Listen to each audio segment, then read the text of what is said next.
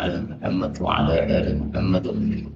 اللهم انفعنا بما علمتنا وعلمنا ما ينفعنا وزدنا علما وبارك لنا في علمنا وارزقنا الإخلاص بالقول والعمل كاملا وعلما نافعا لا ينسى وتوفيقا دائما وصحة ويقينا وعافية ويسر لنا أمورنا كلها آمين يا رب العالمين.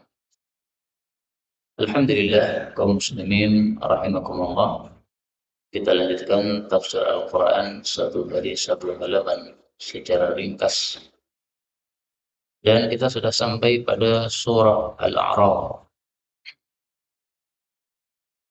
Pada mushaf Al-Quran halaman 158, yaitu Al-A'raf 58 sampai 67 insyaallah ta'ala. أعوذ بالله السميع العليم من الشيطان الرجيم من همزه ونفخه ونفخه والبلد الطيب يخرج نباته بإذن ربه والذي خبث لا يخرج إلا نكدا كذلك نصرف الآيات لقوم يشكرون. لقد أرسلنا نوحا إلى قومه فقال يا قوم اعبدوا الله ما لكم من إله غيره إني أخاف عليكم عذاب يوم عظيم. قال الملأ من قومه إنا لنراك في ضلال مبين. قال يا قوم ليس بي ضلالة ولكني رسول من رب العالمين أبلغكم رسالات ربي وأنصح لكم وأعلم من الله ما لا تعلمون أوعجبتم أن جاءكم ذكر من ربكم على رجل منكم لينذركم ولتتقوا ولعلكم ترحمون. فكذبوه فأنجيناه والذين معه في الفلك وأغرقنا الذين كذبوا بآياتنا إنهم كانوا قوما عمين. وإلى عاد أخاهم هودا قال يا قوم اعبدوا الله ما لكم من إله غيره أفلا تتقون.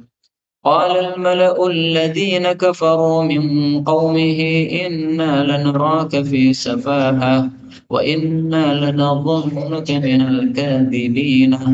قال يا قوم ليس بي سفاهة ولكني رسول من رب العالمين. الحمد لله رب العالمين. اللهم ارحمنا بالقرآن آمين.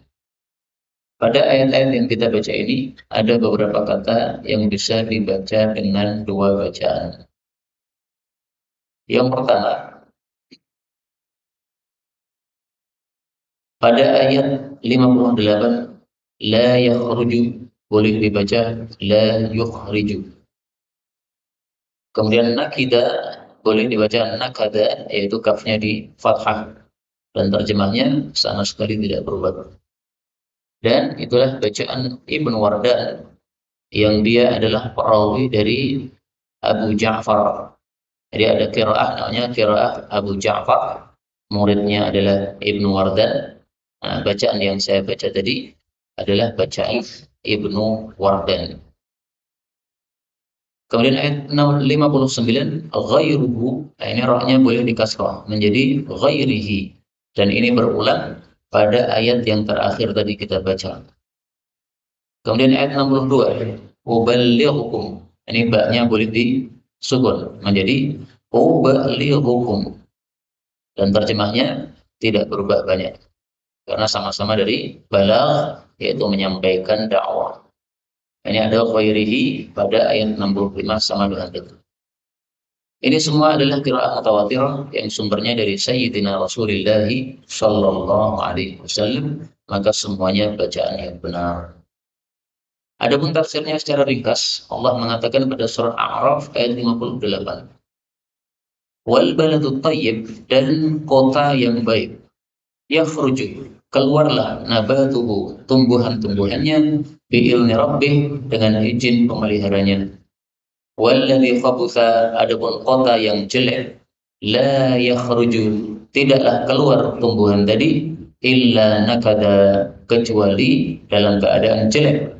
Atau la yukhriju, tidaklah kota itu mengeluarkan illa nakada, kecuali tumbuhan yang jelek.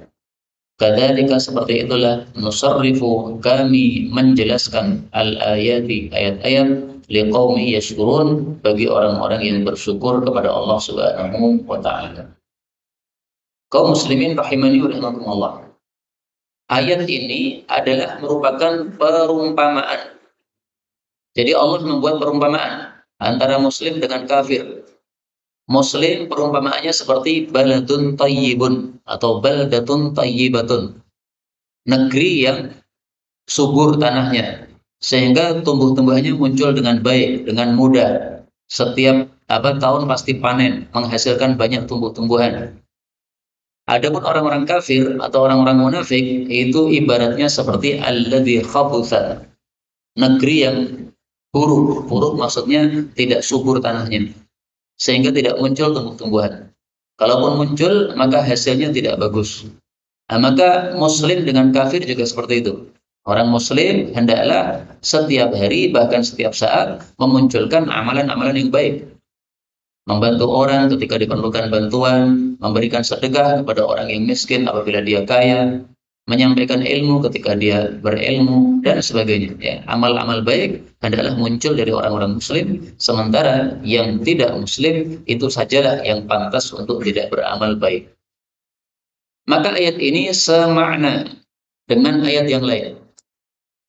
Bisa dilihat pada surat Ibrahim ayat 24. Allah mengatakan, alam tara kaifa daraballahu mathalan kalimatan thayyibatan kasyajaratin thayyibah.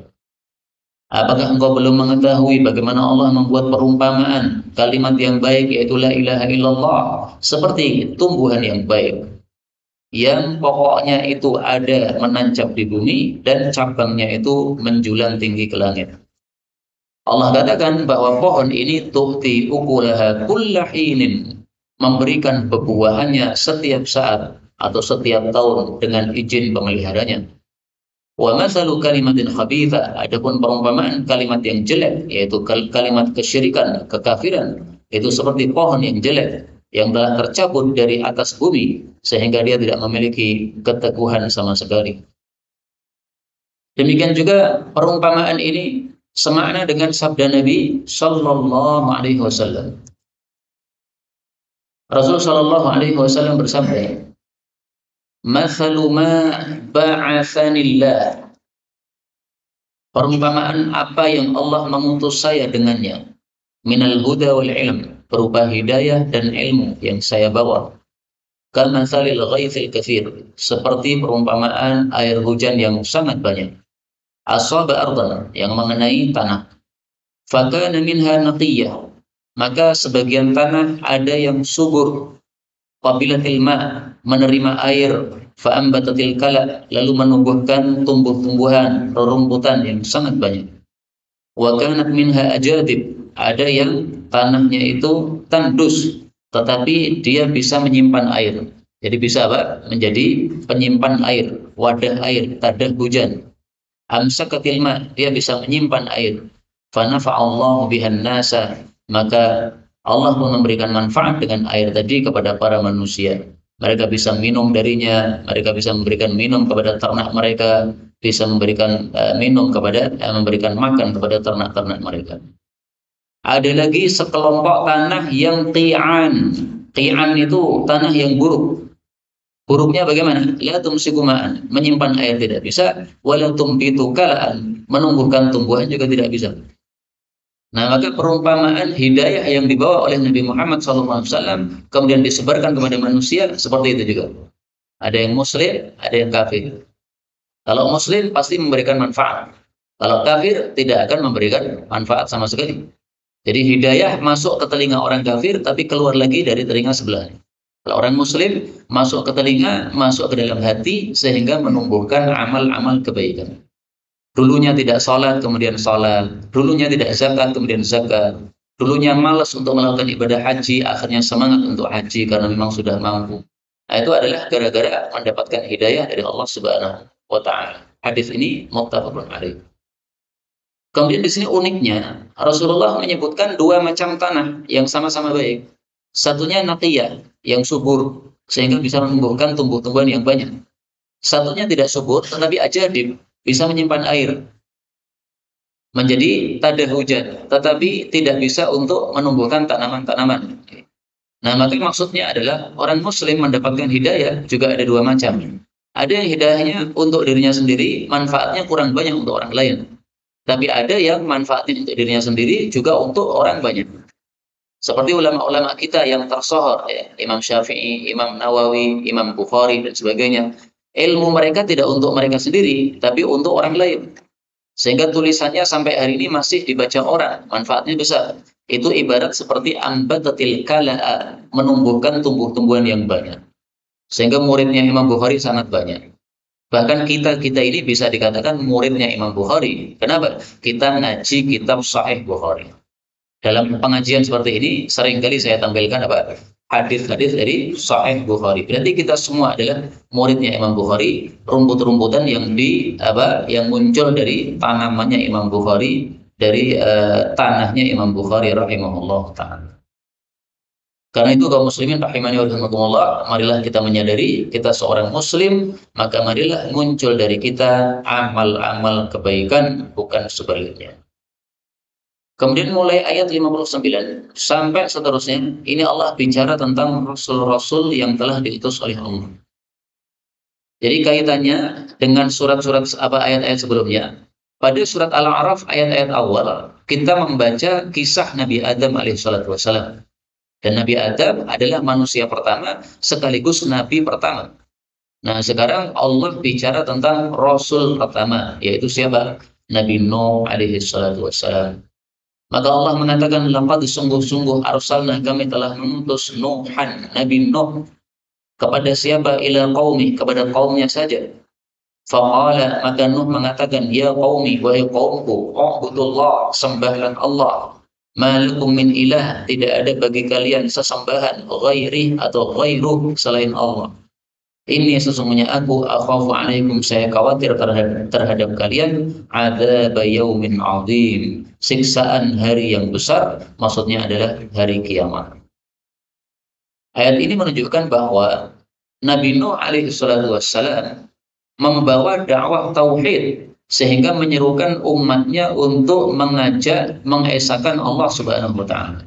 Itulah makna dari ubudullah, sembahlah Allah. Sudah sering saya jelaskan dulu bahwa kata-kata ubudullah di dalam Al-Quran, menurut Ibnu Abbas, tafsirnya adalah wahidullah, asakanlah Allah. Jadi tidak hanya menyembah saja. Karena kalau menyembah saja, maka orang-orang kafir Quraisy mereka sudah menyembah Allah. Tapi sayangnya menyembah secara syirik. Mereka menyembah 7 Tuhan. Allah adalah nomor 7-nya. Yang 6 yang mereka sembah lebih duluan di bumi. Ini adalah kesyirikan yang sangat jelek yang tidak dikehendaki oleh Allah Subhanahu wa taala. Kita ambil beberapa faedah. Faedah pertama, Nabi Nuh disebutkan pertama kali karena Nabi Nuh adalah rasul pertama yang diutus oleh Allah Subhanahu wa taala yang mendakwahkan kepada tauhid dan meniadakan syirik. Dalilnya adalah hadis yang sahih tentang padang mahsyar. Fayatuna Nuhan, orang-orang di padang mahsyar besok akan datang kepada Nabi Nuh. Fayaquluna, mereka mengatakan, anta awwalur rusul ila ahlil ardh. Engkau adalah rasul pertama kepada penduduk bumi. Maka tolong mintakan syafaat kepada Allah supaya kita dibereskan dari padang mahsyar ini. Ini hadis muttafaqun alaih menunjukkan bahwa Nuh adalah rasul yang pertama. Dari Nabi Adam sampai dengan Nabi Nuh, menurut Ibnu Katsir, itu jaraknya adalah 100 generasi. Mohon maaf, 10 generasi. Ibnu Katsir mengatakan, wa bainahuma 10 qurun. Antara Nabi Adam dengan Nabi Nuh adalah 10 generasi. Satu generasi 100 tahun. 100 kali 10 berarti 1000. Jadi selama 1000 tahun ini, Nabi Adam sampai Nabi Nuh, ini orang-orang semuanya muslim menyembah Allah, nggak ada syirik. Kapan muncul syirik? Muncul syirik di masa Nabi Nuh alaihi salatu wassalam. Sebelum Nabi Nuh belum ada kesyirikan. Sehingga 100.000 tahun ini mereka semuanya mengesahkan Allah Subhanahu wa taala. Kenapa muncul orang-orang yang melakukan syirik? Munculnya adalah gara-gara mereka menghormati orang-orang soleh dengan penghormatan yang berlebihan. Orang-orang soleh yang sudah mati, mereka kemudian gambar wajah mereka di masjid-masjid mereka, ditempelkan di tembok masjid. Sehingga mereka ibadah melihat wajah tersebut. Teringat, Pak Kiai ini dulu ahli ibadah. Sholat malamnya 300 rakaat, ibadah sholat duhanya 300 rakaat. Melihat wajahnya jadi semangat. Lama-lama setelah mereka wafat, akhirnya dilanjutkan generasi mereka, maka wajah-wajah tadi diubah menjadi bentuk-bentuk tubuh. Ada patung-patungnya. Tapi ibadahnya masih tetap ibadah kepada Allah. Melihat patung cuma untuk menyemangati. Ini ingat, kiai-kiai kita dulu orangnya semangat-semangat ibadah. Lama-lama generasi itu sudah mati, dilanjutkan oleh generasi berikutnya, sehingga mereka datang ke tempat ibadah tidak menyembah Allah, tapi malah menyembah patung-patung tadi. Karena itu di dalam Islam, fikih Islam, kita tidak dihasungkan untuk majang foto-foto kiai yang besar-besar di tembok-tembok kita. Kenapa? Dikhawatirkan sama dengan kasusnya kaum Nabi Nuh alaihissalatu wassalam. Sekarang kita pajang foto ulama di tembok. Lama-lama nanti generasi yang ngaji seperti ini sudah habis. Mereka nanti buat patung ulama di rumah masing-masing. Tapi masih nyembah Allah. Lama-lama nanti patung ulama disembah. Na'udzubillahi min syarri dzalik. Maka nggak usah pajang foto-foto ulama, foto yang besar-besar begitu di tembok-tembok kita, nggak usah. Tidak tidak disyariatkan sama sekali di dalam Islam, dan bahkan dikhawatirkan akan menyerupai kasus Nabi Nuh alaihi salatu wassalam. Nama-nama orang-orang soleh yang mereka sembah disebutkan oleh Allah Subhanahu wa taala di dalam surat Nuh ayat 23. وَقَالُوا لَا تَذَرُنَّ آلِهَتَكُمْ وَلَا تَذَرُنَّ وَدًّا وَلَا سُوَاعًا وَلَا يَغُوثَ وَيَعُوقَ وَنَسْرًا.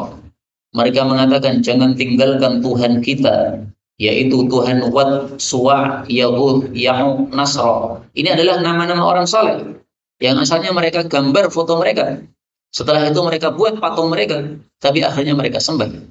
Ada Pak namanya Bapak Waddan, Bapak Suwa'an, Bapak Yaghut, Bapak Ya'uq, Bapak Nasra. Ini nama-nama orang-orang saleh. Tapi akhirnya disembah oleh mereka. Na'udzubillahi min syarri dzalik. Maka di sini Nabi Nuh mengatakan, "U'budullah", sembahlah Allah, yaitu rasakan Allah, karena tidak ada yang berhak disembah selain Allah Subhanahu wa taala. Kalau nekat syirik, maka saya khawatir kalian akan mendapatkan siksa pada hari yang besar, yaitu di hari kiamat, yaitu akan masuk ke dalam neraka. Ayat 60, qala, berkata al-mala'u, pembesar-pembesar min qaumihi, dari kaumnya. Inna, sesungguhnya kami, lanaraka, sungguh kami melihat engkau fi dhalalin, di dalam kesesatan, mubinin, yang nyata. Jadi Nabi Nuh dianggap sesat. Kenapa? Karena membawa ajaran baru. Mereka sudah terbiasa menyembah Tuhan-Tuhan yang banyak. Disuruh menyembah satu Tuhan, dianggap sesuatu yang baru, yang semestinya tidak dilakukan. Maka dari sini kita ambil pelajaran bahwasanya orang-orang kafir memang menganggap orang-orang beriman itu sesat. Sebagaimana kita menganggap orang-orang kafir sesat. Kita menganggap orang masuk gereja itu sesat. Tapi orang gereja menganggap kita masuk masjid juga sesat. Nah, maka kita tidak usah peduli tentang anggapan mereka. Yang penting kita paham bahwa kita sudah berada dalam kebenaran, lanjut terus dalam kebenaran sampai kita mendapatkan ridha Allah Subhanahu wa taala. Maka ayat semakna ini banyak. Antara lain misalnya surat Al-Mutaffifin ayat 32. Allah mengatakan, wa idza ra'awhum qalu inna haula'i ladallun. Apabila orang-orang kafir melihat orang-orang beriman, mereka mengatakan sungguh orang-orang beriman itu orang-orang yang sesat. Demikian juga surat Ahqaf ayat 11. Wa qala alladziina kafaru lil ladziina aamanu. Orang kafir berkata tentang orang beriman, "Lau kana khairam ma sabaquna ilaihi." Kalau Islam itu baik, mereka tidak akan mendahului kami masuk Islam. Maka dianggap Islam itu jelek. Kenapa? Karena yang masuk Islam bukan kami, bukan orang-orang yang kaya yang sombong dengan sebab kekayaannya tersebut. Ayat 61. Qala, Nabi Nuh mengatakan, ya qaumi wa ya qaumku, laisa bi dhalalah, tidak ada pada saya kesesatan, walakinni akan tetapi saya rasulun, seorang utusan, min rabbil alamin, dari pemelihara seluruh alam. Di sini Nabi Nuh membela diri. Dikatakan sesat, beliau mengatakan saya tidak sesat. Maka kalau panjenengan dituduh sesuatu, kemudian panjenengan membela diri, nggak ada masalah. Tidak terlarang orang tertuduh untuk apa? Membela diri. Tapi apakah wajib seseorang yang dituduh itu membela diri? Tidak wajib.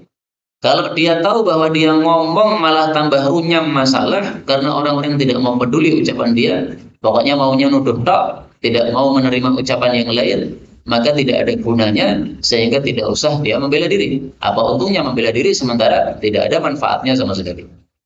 Rasul Shallallahu Alaihi Wasallam dituduh oleh orang-orang kafir sebagai mudzammam, tapi beliau diam saja. Beliau cuma mengatakan, ala ta'jabuna kaifa yasrifullahu anni syatma Quraisyin wa la'anahum yashtimuna mudhammaman wa yal'anuna mudhammaman wa ana Muhammadun. Orang-orang kafir mencela mudhammam, artinya orang yang tercela, dan mereka melaknati mudhammam wa ana Muhammad, sementara nama saya adalah Muhammad, yang artinya orang terpuji.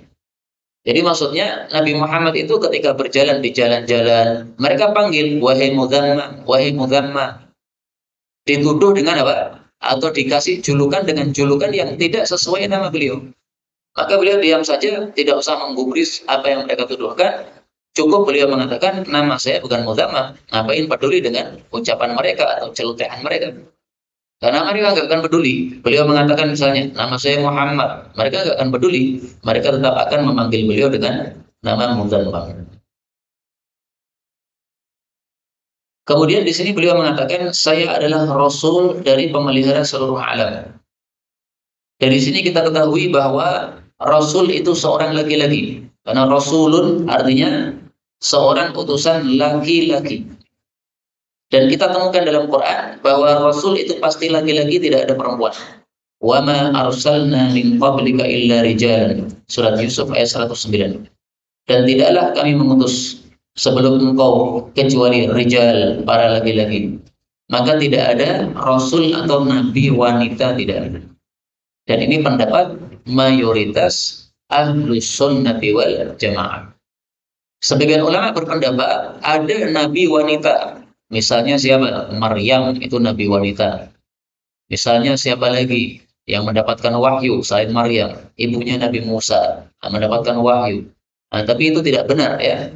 Karena mendapatkan wahyu maksudnya adalah mendapatkan ilham dari Allah Subhanahu wa taala. Nabi harus laki-laki sebagaimana dalam surat Yusuf ayat 109 tadi. 62. Oh, beliau hukum, saya menyampaikan kepada kalian risalati Rabbi, risalah dari Allah Subhanahu wa taala. Wa ansahu lakum, dan saya berbuat nasihat kepada kalian.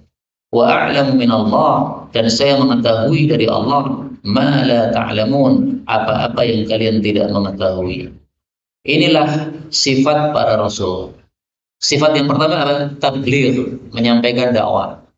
Maka Rasul tidak mungkin menyembunyikan dakwah. Disuruh menyampaikan 100 ayat, akan disampaikan 100. Nggak akan disembunyikan satu ayat atau separuh ayat. Semuanya pasti disampaikan. Itulah apa? Makna tabligh, menyampaikan dakwah. Yang kedua, pasti adalah nasihat. Nasihat itu artinya menghendaki kebaikan terhadap orang lain. Jadi para Rasul menghendaki umatnya semuanya masuk surga. Sehingga mereka siang malam dakwah terus. Tujuannya supaya umatnya semuanya masuk surga. Nah, ini nasihat namanya. Kemudian sifat yang ketiga, a'lamu minallah. Mereka mengetahui perkara-perkara yang umatnya tidak ketahui karena mendapatkan wahyu dari Allah Subhanahu wa taala. Tiga hal ini manusia selain Nabi tidak akan bisa mengalahkan para nabi, kata ulama. Masalah tabligh, menyampaikan dakwah, nggak mungkin kita yang bukan nabi lebih hebat dalam tabligh daripada para nabi, tidak mungkin. Kemudian amsahu lakum, menghendaki kebaikan terhadap umat. Tidak mungkin kita yang bukan nabi menghendaki kebaikan kepada umat lebih bagus dan lebih banyak daripada para nabi. Mereka siang malam itu yang dipikir bagaimana umatnya selamat. Sehingga doanya itu tercurah untuk umatnya, bukan untuk pribadi diri sendiri. Tapi kita seringkali doa untuk pribadi kita. Tapi para rasul, para nabi, mereka mikirnya untuk umat mereka lebih banyak. Kaum muslimin rahimani wa rahimakumullah, berbuat nasihat kepada orang lain atau menghendaki kebaikan untuk orang lain adalah kewajiban setiap orang muslim. Rasulullah Shallallahu Alaihi Wasallam bersabda, "Salasun, ada tiga perkara, la yahullu alaihinna qalbu imri'in muslim, yang apabila dilakukan oleh seorang muslim maka hatinya tidak akan terjangkiti penyakit hasad. Yang pertama, mengikhlaskan amalan untuk Allah. Yang kedua, berbuat nasihat atau menghendaki kebaikan terhadap pemimpin-pemimpin kaum muslimin. Kemudian yang ketiga, melazimi jamaah kaum muslimin." Ini hadis riwayat Abu Dawud sahih. Nah, di sini Rasul mengatakan berbuat nasihat untuk pemimpin-pemimpin Islam. Tapi ada juga berbuat nasihat untuk seluruh kaum muslimin. Sebagaimana sabda Nabi Shallallahu Alaihi Wasallam, "Ad-dinu an-nasihatu." Agama adalah berbuat nasihat, yaitu menghendaki kebaikan kepada Allah, kepada kitabnya, kepada Rasulnya, kepada pemimpin-pemimpin muslimin, dan juga kepada seluruh kaum muslimin. Hadis diriwayatkan oleh Imam Muslim. Kita lanjutkan ayat 63. Allah mengatakan, ini masih lanjutan ucapan Nabi Nuh alaihi salatu wassalam. "Awa ajibtum, apakah kalian heran? Anja'akum, bahwasanya datang kepada kalian zikrun, peringatan, min rabbikum, dari pemelihara kalian, ala rajulin minkum, atas seseorang dari kalian, yaitu saya, liyumtirakum, supaya dia memberikan ancaman kepada kalian, walittattaqu, dan supaya kalian bertakwa, yaitu kepada Allah, wala'allakum, dan supaya kalian turhamun, dirahmati Allah subhanahu wa ta'ala." Jadi maksudnya Nabi Nuh menyuruh mereka berpikir, kenapa saya membawa ajaran yang bagus seperti ini kalian tolak? Apakah apa yang saya bawa ini mengherankan kalian? Bukankah yang saya bawa bukan sesuatu yang mengherankan? Allah melihat manusia sesat. Awalnya dulu lurus menyembah Allah, kemudian menyimpang menyembah berhala. Maka Allah kirim Rasul supaya mereka lurus kembali. Apakah ini sesuatu yang mengherankan? Sebenarnya kalau dipikir bukan sesuatu yang mengherankan, tetapi justru sesuatu yang masuk akal, wajar. Orang tidak benar, kemudian diluruskan supaya benar, wajar kan?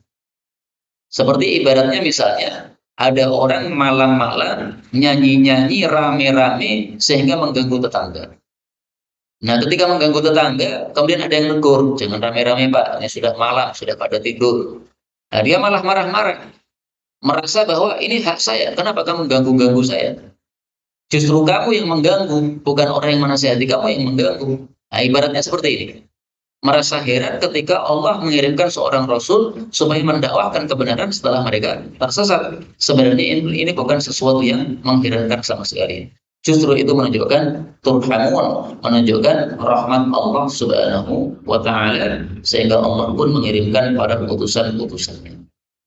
64. Fakadzabuhu, lalu mereka mendustakan Nabi Nuh. Fa'anjainahu, lalu kami selamatkan Nabi Nuh. Walladzina ma'ahu, dan orang-orang yang bersama dengan Nabi Nuh, fil fulki, pada kapal. Wa aghraqna, dan kami menenggelamkan alladzina kadzabu, orang-orang yang mendustakan bi ayatina, terhadap ayat-ayat kami. Innahum, sesungguhnya mereka, kanu, adalah mereka, qauman amin, kaum yang buta. Yang dimaksud buta adalah buta dari kebenaran, sehingga tidak bisa melihat kebenaran sebagai kebenaran. Bisanya malah sebaliknya, melihat kebenaran sebagai sesuatu yang aneh, yang tidak perlu dihiraukan, yang tidak perlu diikuti. Nah, makanya kita perlu minta hidayah kepada Allah supaya tidak terjadi seperti ini. Dalam ayat ini disebutkan fa'anjayna, kami selamatkan Nabi Nuh walladzina ma'ah, beserta orang-orang yang bersama beliau. Ini orang-orang yang bersama beliau sangat-sangat sedikit sekali, sebagaimana disebutkan dalam kitab-kitab sejarah bahwa Nabi Nuh itu dakwah sekitar 10 tahun dapat satu orang. Setiap 10 tahun dapat satu orang. 10 tahun dakwah satu orang. Bayangkan Pak, nambahnya cuma satu orang 10 tahun. Sehingga dakwah selama 1000 tahun, nah, bisa dihitung saja. 950 tahun dakwahnya Nabi Nuh alaihissalam, tapi pengikutnya hanya sedikit sekali. Kisah-kisah Nabi Nuh, panjenengan bisa lihat pada beberapa surat, sangat banyak. Saya sudah kumpulkan di sini. Nabi Nuh alaihissalam bisa dilihat pada surat Hud ayat 25, demikian juga pada surat Al-Mu'minun ayat 23 dan seterusnya. Kemudian surat Al-Ankabut ayat 14 dan seterusnya. Kemudian surat Syu'ara ayat 105 dan seterusnya. Kemudian surat As-Saffat ayat 75 dan seterusnya. Kemudian bahkan ada satu surat namanya surat Nuh, mulai dari ayat 1 dan seterusnya. Jadi surat A'raf, Hud, Mu'minun, Ankabut, Syu'ara, Saffat, Nuh, sampai ada 7 surat bercerita tentang Nabi Nuh alaihissalam. Ini menunjukkan betapa pentingnya kisah Nabi Nuh untuk diceritakan, untuk diambil pelajaran oleh orang-orang setelahnya seperti kita ini. Kemudian di sini dikatakan aghraqna, Allah menenggelamkan. Menurut para ulama ahli tahqiq, banjir yang terjadi pada masa Nabi Nuh alaihissalam itu menenggelamkan seluruh bumi, termasuk Solo ini tenggelam pada masa Nabi Nuh alaihissalam. Demikian pendapat para ahli tahqiq dari ulama-ulama sejarah. Memang diperselisihkan di antara mereka. Ada yang mengatakan tenggelamnya cuma di area Nabi Nuh alaihissalam. Tetapi ada yang mengatakan tenggelam seluruh bumi. Allah Subhanahu wa taala mengatakan dalam masalah banjir bandang ini di dalam Al-Qur'an, "Faltaqal ma'u 'ala amrin qad qudir." Faltaqal ma', berjumpa air, 'ala amrin qad qudir, atas perintah yang telah ditakdirkan oleh Allah Subhanahu wa taala. Surat Al-Qamar ayat 54, ayat 12. Iltaqal ma', air berjumpa, maksudnya air dari atas dan dari bawah. Jadi dari atas turun hujan tidak berhenti-berhenti. Dari bawah bumi mengeluarkan air. Semua bumi mengeluarkan air. Sampai-sampai tungku yang biasanya untuk membakar, untuk masak, itu juga keluar airnya. Jadi semua tempat dari bumi ini, semuanya merembes mengeluarkan air yang sangat banyak, maka terendam seluruhnya, seluruh bumi ini. Tidak terkecuali sama sekali. Wallahu a'lam bishawab. Kemudian Allah Subhanahu wa taala bercerita tentang Nabi Hud alaihi salatu wassalam. Beliau mengatakan wa ila 'adin, dan kepada kaum 'ad. Akhahum, saudara mereka kami utus, yaitu Hud, Nabi Hud alaihi salatu wassalam. Qala, Nabi Hud mengatakan, ya qaumi, wahai qaumku, ubudullah, sembahlah Allah. Maksudnya asakanlah Allah. Ma lakum min ilahin, tidak ada bagi kalian sesembahan ghairihi, selain Allah Subhanahu wa taala. Afala tattaqun, kenapakah kalian tidak bertakwa kepada Allah Subhanahu wa taala? Setelah Nabi Nuh disebutkan Nabi Hud, bisa jadi ini maksudnya adalah urutan. Jadi nabi yang muncul setelah Nabi Nuh adalah Nabi Hud alaihissalatu wassalam. Bisa jadi juga bukan urutan. Misalnya setelah Nabi Nuh, kemudian ada Nabi lagi, kemudian baru ada Nabi Hud, bisa saja. Karena kata-kata wa dan ya, ini sama sekali tidak menunjukkan urutan secara langsung. Kalau urutan langsung itu fa. Nah, kalau fa berarti Nabi Nuh mati langsung muncul Nabi Hud. Tetapi kalau wa maka tidak menunjukkan urutan secara langsung. Maka wallahu a'lam. Apakah Nabi Hud ini langsung setelah Nabi Nuh? Wallahu a'lam. Yang jelas Nabi jumlahnya 124.000 Nabi. Dari 124.000 yang disebutkan dalam Quran cuma 25 Nabi. Nah, sehingga ini sama sekali tidak menunjukkan urutan secara langsung. Kaum 'Ad disebutkan di dalam ayat yang lain namanya lebih panjang, yaitu 'Adanil Ula. Surat An-Najm ayat 50. Kaum 'Ad yang pertama. Apa maksudnya kaum 'Ad yang pertama? Sebagian ulama berpendapat berarti ada kaum 'Ad dua. Ada yang pertama, ada yang kedua. Tapi pendapat Ibnu Katsir bahwasanya kaum Ad yang dimaksud di dalam ayat ini itulah kaum Ad yang pertama, yaitu adalah kaum Ad bin Iram yang disebutkan dalam surat Al-Fajr, Iramadatil Imad. Sehingga kaum Ad itu tidak ada satu dan dua, adanya cuma satu saja. Adapun disebut kaum Ad yang pertama karena itu adalah kaum sangat terdahulu. Jadi bukan berarti ada kaum Ad satu, ada kaum Ad dua, bukan. Tapi karena ceritanya sangat terdahulu setelah Nabi Nuh alaihissalatu wassalam, berarti nabi-nabi yang sangat awal, maka disebut sebagai apa? Ad yang pertama. Ibnu Abi Zamanain mengatakan, hum adun wahidah la ada qablahum. Ad cuma satu saja, tidak ada Ad yang lain sebelum mereka. Tapi ada juga sebagian ulama mengatakan kaum Ad ada dua macam. Nah, kaum Ad ini tinggalnya di negara Yaman atau di Ahqaf yang ada di Yaman. 66. Qala berkata al-mala'u pembesar-pembesar alladzina kafaru, yaitu orang-orang kafir, min qaumihi dari kaumnya. Inna sesungguhnya kami lanaraka sungguh melihat kamu fi safahah di dalam kebodohan. Wa inna dan sesungguhnya kami lanadhunnuka sungguh menyangka kamu minal kadzibin termasuk orang-orang yang dusta. Jadi orang-orang kafir menganggap para nabi itu adalah bodoh dan dusta. Mengatakan saya dapat wahyu, dusta. Dari mana kamu dapat wahyu? Kamu nggak dapat wahyu. Nah, maka perkataan ini berlanjut terus pada nabi-nabi setelahnya juga begitu. Surat Ghafir ayat 37. Fir'aun mengatakan, "Wa inni la'adhunnuhu kadziba." Saya menyangka Musa adalah seorang pendusta. Nah, maka ucapannya tidak berubah dari nabi terdahulu sampai nabi berikutnya, sampai nabi akhir zaman, ucapannya sama, menuduh para nabi sebagai pendusta. Dikatakan bodoh, Nabi Hud menjawab, qala, beliau mengatakan, ya qaumi, wahai qaumku, laisa bi safahah. Tidak ada pada saya kebodohan. Saya bukan orang bodoh. Walakinni akan tetapi saya ini rasulun, utusan mir rabbil alamin, dari pemelihara seluruh alam. Jadi ringkasnya, dakwah para nabi dari awal sampai akhir isinya semuanya sama. Apa isinya? Mentauhidkan Allah Subhanahu wa ta'ala. Dan makna ini sudah kita temukan dalam ayat Al-Quran yang sangat terkenal.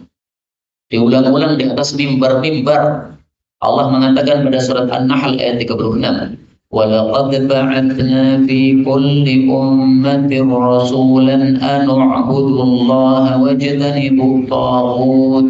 Dan sungguh-sungguh kami telah mengutus dari setiap umat seorang rasul supaya asakan Allah dan jauhilah taghut, yaitu selain Allah, yang disembah selain Allah Subhanahu wa ta'ala. Inilah kaum muslimin rahimani wa rahimakumullah, tafsir ringkas untuk pertemuan kita kali ini. Ada sisa waktu, kalau ada pertanyaan dan pembahasan maka dipersilakan. Wallahu a'lam bishawab, walhamdulillahi rabbil alamin.